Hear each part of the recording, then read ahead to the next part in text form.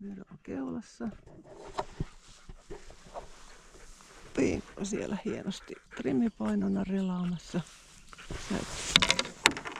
Noin Pinkko. Hyvin. Ja tässä on mun loosi. No, siellä menee joku lintu, älä vaan syöksy sinne. Kattelen sitä.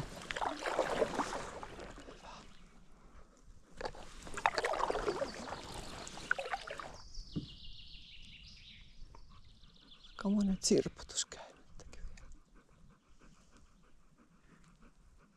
Kuikat ei huuda.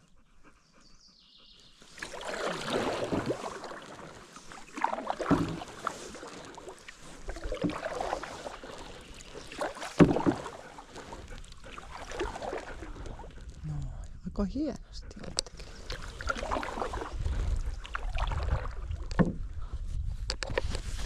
Mitäs siellä? Pinkko. Muuta kuin evästaupaa. Kaikki kunnossa. Kaikki hyvin.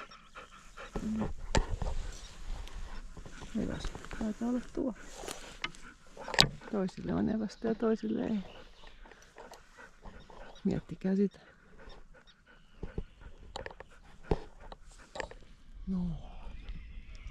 Nerokin oikein itse rauhallisuus. Se osaa olla silloin, kun ollaan tälleen. Ja sitten taas on tilanteita, jolloin se ei ole niin rauhallinen. Mister rauhallinen. Hieno Nero.